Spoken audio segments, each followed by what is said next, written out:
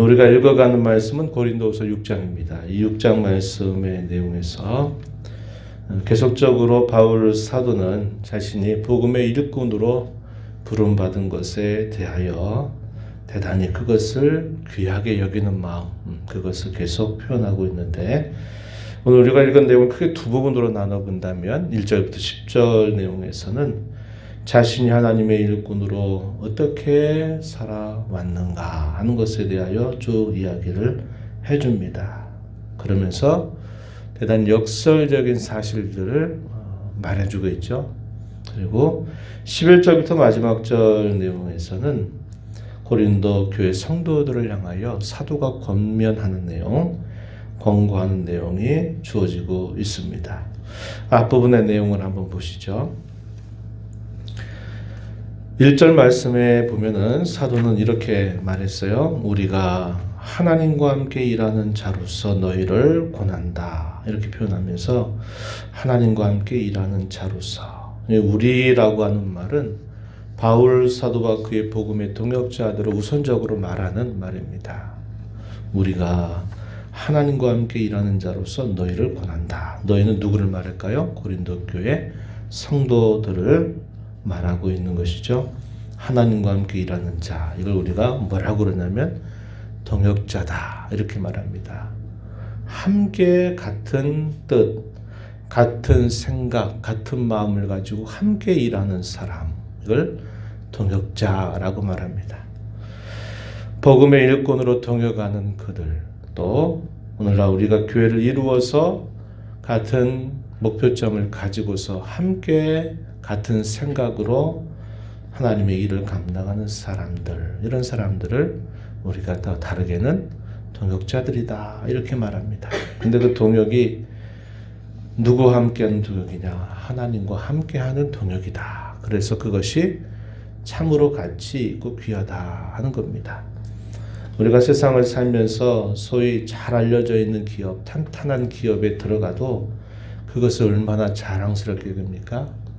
자랑스럽게 여기기 때문에 거기에서 무엇을 요구하고 어떠한 자질을 요구한다 하더라도 그것은 충분히 감당할 만하다, 하겠다라는 그런 마음을 갖는 겁니다. 왜 그럴까요?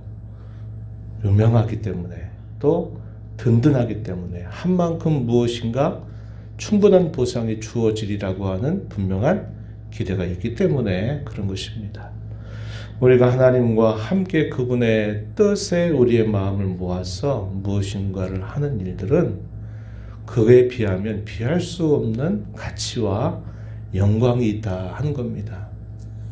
그래서 바울 사도는 단순히 그의 머리의 관념 속에 내가 하나님의 거룩한 일에 동역하고 있다 하는 것을 관념 속에서만 가지고 있는 게 아니고 머릿속의 생각으로만 가지고 있는 것이 아니라 그는 그에 대한 분명한 자부심, 또 그에 대한 분명한 그의 심정이 너무나 잘 표현되고 있다 하는 겁니다. 오늘날 저를 포함해서 우리와 같은 사람과 이렇게 복음을 위해서 힘써 일했던 이런 바울 사도는 앞선 그런 신앙의 선배들과의 차이는 바로 거기에 있어요. 우리의 부족함과 연약함은 뭡니까? 생각으로는 그렇게 말하고 또 그렇게 생각은 가지고 있어요. 그런데 막상 우리가 살아가는 어떤 모습들, 우리가 말하는 것이나 행하는 것을 보게 되면 마치 안 그런 것처럼 그렇게 살아가고 있는 것이 문제예요. 그러나 앞서 이런 신앙의 선배들은 단순히 머릿속에 있는 말, 늘 습관적으로 하는 말에 있는 게 아니라 그들의 진짜 삶이 그렇게 나타나고 있다 하는 것을 우리가 보게 되는 겁니다. 그런 면에서 차이가 벌어지고 있다 하는 것을 우리는 깨닫게 되는 거예요. 바울 사도는 대단한 자부심을 갖고 그것이 얼마나 자신에게 영광스러운 것인가를 분명하게 가지고 있고 그것을 몸소 삶으로 그렇게 살아왔던 것입니다. 그는 이렇게 권면하죠. 1절 말씀에 하나님의 은혜를 헛되이 받지 말아라.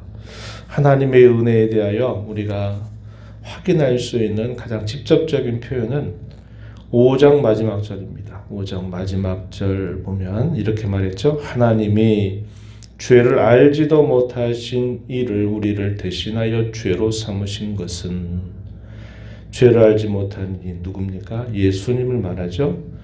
우리를 대신하여 죄로 삼으신 것은, 그분이 우리의 죄값을 치고 고난과 죽음을 당하신 그 모든 일을 그 말하죠. 우리로 하여금 그 안에서 하나님의 의가 되게 하려 하십니다. 하나님의 의로움이 되게 하려 하실 목적으로 하나님께서 그의 아들 예수님을 우리 대신 죄로 삼아 주셨다. 이것이 하나님의 은혜라 이렇게 표현을 합니다. 그런 하나님의 은혜를 받고 그 하나님과 함께 동역하는 자로서 권한다. 하나님의 은혜를 헛되이 받지 말아라 이렇게 표현을 합니다. 하나님의 은혜를 받는 사람은 하나님의 뜻을 따라서 살아야 할 책임도 반드시 가지게 되는 겁니다. 기회를 받는 것이 능사가 아니고 받은 기회를, 그 기회를 주신 하나님의 관심을 따라서 쓰는 것이 대단히 중요합니다.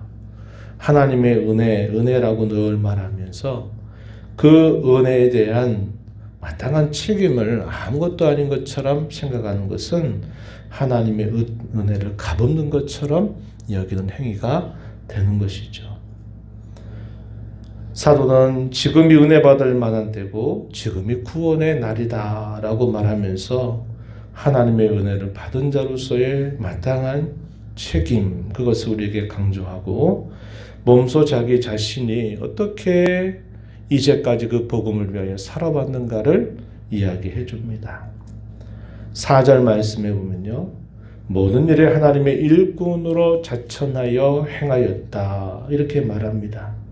그러면서 그가 늘 주의했던 것에 대하여 뭐라고 말하느냐. 3절 말씀에 보면요. 이 직분이 비방을 받지 않게 하려고 무엇에든지 아무에게도 거리끼지 않게 하고 이렇게 표현했어요.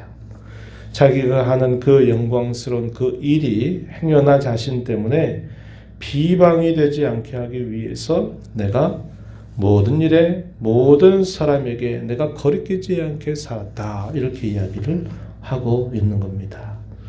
그가 맡은 자로서의 그러한 책임, 하나님의 은혜를 받고 복음의 일꾼으로 부름받은 그 책임에 대하여 그가 이와 같은 분명한 태도를 가지고 주의하면서 살아왔음을 이야기해주고 있어요. 그러면서 그 다음 이어지는 표현을 한번 보시기 바랍니다. 이렇게 말했어요. 5절 끝부분에 보게 되면 어떠한 가운데서도 이렇게 표현했어요. 어떤 것을 말합니까? 4절 끝부분에 보니까 많이 견디는 것, 환난, 궁핍, 고난, 매맞음, 갇힘, 난동, 수고로움, 자지 못함과 먹지 못하는 가운데 있을지라도, 그런 형편에 처할지라도 7절 끝부분에 보게 되면 무엇을 가지고서 이렇게 살아왔다 말합니다. 뭘 가지고요? 6절부터 주어지죠. 깨끗함과 지식과 오래 참음, 자비함과 성령의 감화, 거짓이 없는 사랑, 진리의 말씀과 하나님의 능력으로 의의 무게를 좌우에 가지고서, 그리고 어떻게 했다고 말합니까? 8절 이하에 우리가 잘 아는 유명한 말씀이 10절까지 주어지죠. 한번 보세요. 영광과 욕됨으로 그러했고 악한 이름과 아름다운 이름으로 그러했다. 우리는 속인 자 같지만 참되고 무명한 자 같지만 유명하고 죽은 자 같지만 살아있고 징계받는 자 같지만 죽임당하지 않고 근심하는 자 같지만 항상 기뻐하고 가난한 자 같지만 많은 사람을 부유하게 하고 아무것도 가지고 있지 않은 것 같지만 모든 것을 가지고 있는 자다. 이렇게 말합니다. 이게 역설적인 삶의 모습을 보여주는 거예요. 세상 사람들의 눈이나 일반적인 사람들의 눈이면 우리는 앞부분에만 늘 마음을 빼앗기죠. 어떤 겁니까? 우리가 읽었던 말씀처럼 무명하고 또 징계받는 것 같고 근심하는 것 같고 아무것도 없는 것처럼 보이지만, 그러나 하나님께서 그런 일들을 감당할 때 베풀어 주시는 은혜는 역설적인 것입니다. 오히려 반대다, 이렇게 이야기를 해주는 거예요. 하나님은 그 하나님을 위해서 헌신되어 일하는 사람들에 대하여 하나님은 결코 외면하지 않으세요. 그들이 겉으로 볼 때는 어려움과 시련을 당하는 것처럼 보이지만, 하나님은 항상 큰 은혜를 예비하셔서 그렇게 되지 않도록 하나님은 언제나 그 자녀들을 돌보시고 인도하신다 하는 사실을 이걸 통해서 보여주고 있습니다. 우리가 이런 일들을 우리도 경험하면서 살아온 때가 참 많아요. 그렇죠? 믿음 가지고 살면서 믿지 않는 사람들에게 멸시당하고 또 없는 것처럼 보이고 여러 어려움을 당하는 것처럼 보이지만, 그러나 지나고 나서 보면 하나님이 오히려 반대로 우리를 붙들어 주셨다고 하는 사실들을 우리는 깨닫게 되는 것입니다. 결코 하나님의 일은 헛된 일이 없고, 그 일에 대하여 우리가 귀하게 존중하게 여기는 그 마음의 태도를 가지고 살아간다면 하나님은 언제나 우리를 도우셔서 인도하신다는 것을 우리는 배우게 되는 겁니다. 그러면서 사도는 그와 같이 말로만이 아니라 그의 실제적인 삶의 모습을 통해서 자신이 복음의 일꾼으로 하나님의 일에 동참하는 자가 되었다고 하는 것을 그 어떤 것보다도 자랑스럽게 여기고, 그 일을 하면서 안 될 것처럼 보이는 그런 현실 속에서도 하나님은 언제나 되도록 이제까지 인도해 주셨다 하는 사실을 힘주어 강조해 주고 있다 하는 겁니다. 오늘도 우리 하나님은 저와 여러분을 구원의 은혜로 부르시고, 오늘 저와 여러분을 불러서 그러한 역할들을 감당하며 살라고 우리에게 요청을 하고 계신 거예요. 그리고 그러한 일들을 감당하게 될 때 우리는 하나님께서 주시는 이런 특별한 은혜, 역설적으로 보이는 이런 놀라운 은혜를 경험케 하신다 하는 것을 우리는 확신할 수 있는 것입니다. 11절 이하로부터 사도는 두 가지로 권면하는데, 하나는 마음을 넓혀라 이렇게 권면을 합니다. 그리고 또 하나는 믿지 않는 사람들과 섞여 살아가는 이 세상 속에서 하나님의 은혜를 받은 자로서 거룩하게 구별된 자로 살아가라 이렇게 권면을 해줍니다. 먼저 하나님께로부터 어떤 은혜를 입었느냐 설명하기를 16절에 보면, 우리는 살아계신 하나님의 성전이 되었다. 하나님의 성전, 우리 자신이 곧 하나님의 영이 거하시는 성전이 되게 하셨다. 16절 이어진 말씀은 하나님의 백성이 되었어요. 18절 가서 보면 우리는 하나님의 자녀가 되었습니다.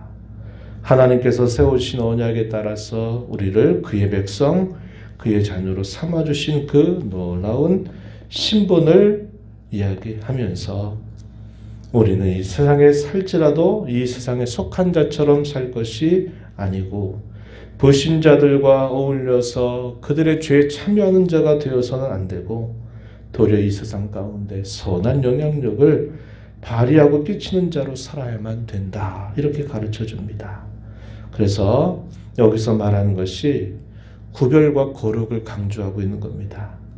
믿지 않는 자와 멍에를 함께 매지 말아라. 의와 불법이 함께 있을 수 없고 빛과 어둠이 함께 있을 수 없고 그리스도와 벨리알이 그러하고 믿는 자와 믿지 않는 자가 그러하고 하나님의 성전과 우상이 역시 그러하다. 비록 이 세상에 살지만 세상에 속한 자처럼 살지 말고 하나님의 나라에 속한 자로 살아가라. 이렇게 권면을 해주고 있다 하는 겁니다. 이것은 우리 예수님의 기도 가운데서도 잘 나타나고 있죠.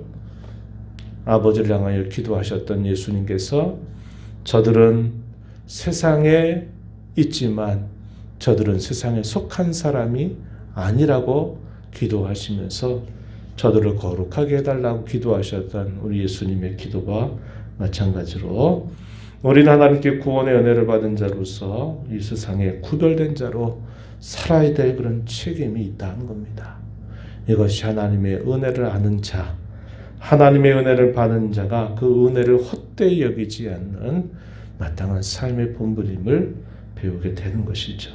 오늘 이 말씀을 보면서 하나님, 이 하루 우리의 남은 삶이 이 구원의 은혜를 바르게 알고 그 은혜에 대한 책임을 가볍게 여기지 않고 구별된 자로 이 땅을 살아갈 뿐만 아니라 하나님의 거룩한 일을 위해서 동역하는 일에 참여하여서 하나님께서 주신 더 큰 은혜를 함께 경험하는 복된 삶이 되게 해달라고 간절하게 기도하면서 또 이 하루 남은 삶을 살아가게 되기를 진심으로 바랍니다. 하나님 아버지 감사합니다. 추운 날씨 가운데 있어도 저희들을 또 쉬게 하시고 이 새벽 시간 깨워주셔서 아버지 앞에 나와 찬양과 경배를 드리게 하시니 감사드립니다. 오늘 말씀을 통해서 사도는 자신이 하나님의 거룩한 일에 동역하는 자로서 그것을 얼마나 귀하고 값지고 존귀하게 여기는가를 그의 몸소 삶을 통해서 분명히 보여줍니다. 하나님의 은혜를 헛되이 받지 말 것을 말하고 그가 많은 시련과 환난과 궁핍과 어려움 속에서도 하나님께서 주셨던 그런 모든 것들을 가지고서 역설적인 삶을 살아온 것에 대하여 그는 부끄럽게 여기거나 안타까워 여기는 것이 아니라 자랑스럽게 여기는 태도를 보였습니다. 구원받은 고린도 교회 성도를 향하여 오늘 저희들을 위하여 하나님 앞에 은혜 받은 자로 거룩한 삶을 살라고 저희에게 오늘도 말씀을 주십니다. 이 말씀 저희 마음에 잘 새겨서 이 하루 또 저희의 남은 삶이 하나님 앞에 은혜를 아는 자로 하나님의 은혜를 헛되이 받는 자들이 아니라 그 은혜를 은혜로 알며 살아가는 저희들 되도록 주께서 인도하여 주옵소서. 은혜의 보좌 앞에 나와 아버지 은혜를 구하는 모든 심령들의 간구를 귀 기울여 주시고 응답하시기를 바라옵고 예수님 이름으로 기도하옵나이다. 아멘.